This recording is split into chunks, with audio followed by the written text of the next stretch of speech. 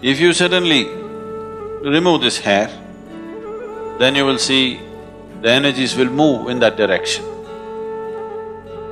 If you activate the two chakras which are above the physical body, it's a phenomenal possibility. It also makes your physical body little fragile.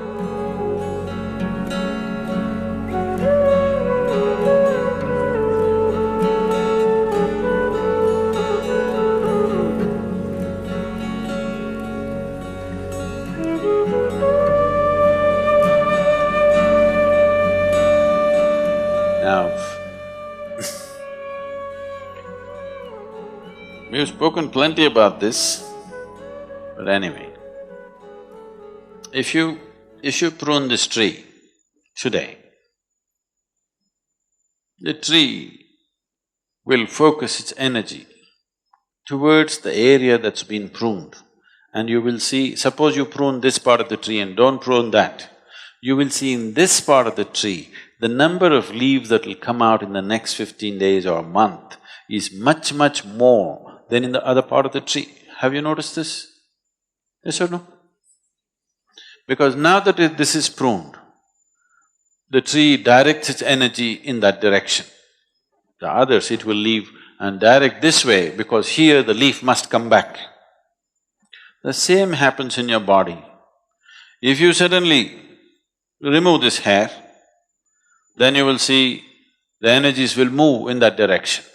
So people who are doing certain type of sadhana want that to happen. So people don't just shave their head whenever they feel like it. On the darkest night of the month, which is called as the Shivaratri, the 14th day of the moon's phases, one day before Amavasya, on that day they shave because on that day and the Amavasya day and the next day, when the energies are… naturally there's an upsurge of energy in the human system, we want to accelerate that a little more.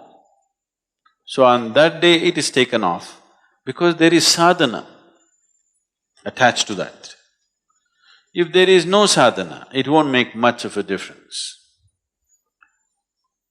Some of you may know that, particularly ladies who have never shaved their head in their life, suddenly one day if they go and shave their hair, they will become mentally imbalanced because excessive energy in that direction they are not able to handle.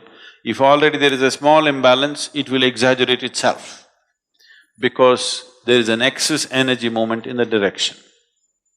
But if it's calibrated properly and there is a necessary sadhana to support it, it works to your benefit.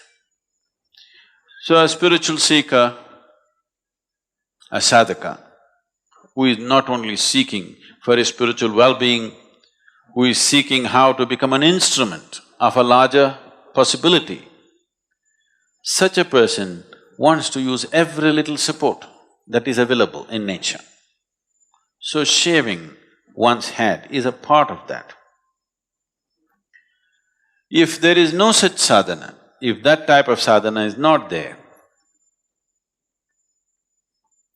shearing off the hair has really no meaning as such.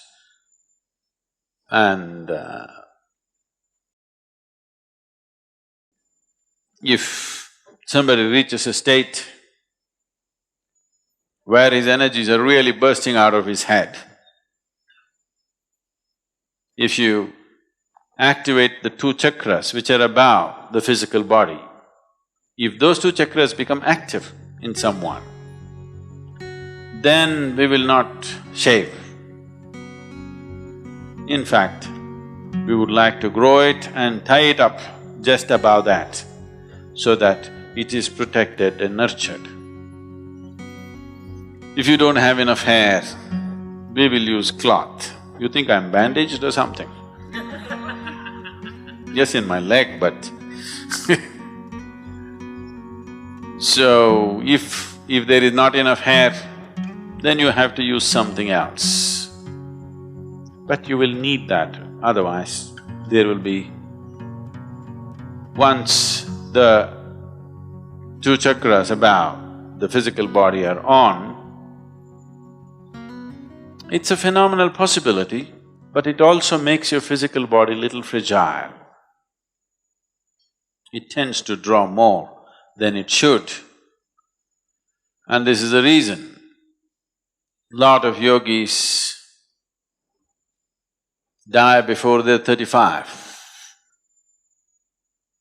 Because once they attain to a certain level of energy, if they don't know all the different aspects of the body, if they do not understand the mechanics of how the human system functions, if you do not understand all the tricks of the Creator, in how many ways He's made this so complex and sophisticated, because sophistication is not just to make it complicated. Sophistication means there are more possibilities than simplistic machine. This is a highly sophisticated machine, so once the energies have topped off, then it needs to be protected. If you have thick, long hair, that could be made use of. It's a natural garment. If you don't have, or if you're afraid you will lose your hair, then you dreadlock it. You know the dreadlocks you see in sadhu sannyasis, it can be done, I won't tell you how, because if you start going around with dreadlocks, that'll not be good. There is a way to get your hair into a dreadlock. So you do that. Or if you don't have that much hair, then you use something else. Garment or a cloth comes in handy. The nature of the body is such, the volume of energy that one neuron consumes in the body, in the brain, is many fold more than what one cell in the body consumes. So, in terms of the physical structure, how the energy consumption is distributed. You can see this yourself. If somebody worries about something, they will lose weight. The best ways to lose weight is worry about something. You know that, isn't it? Yes or no? Because more activity means, more stressful activity in the brain means it'll consume a lot of energy and it will bring down the body's weight.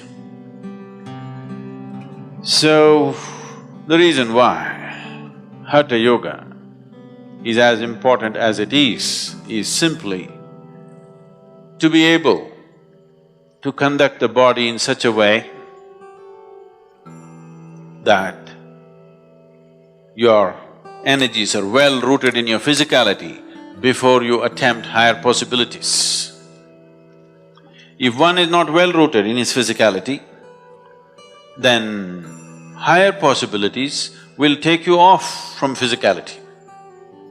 Taking you off from physicality means one may become less capable physically or he may leave altogether. Some of the Buddhist scriptures say,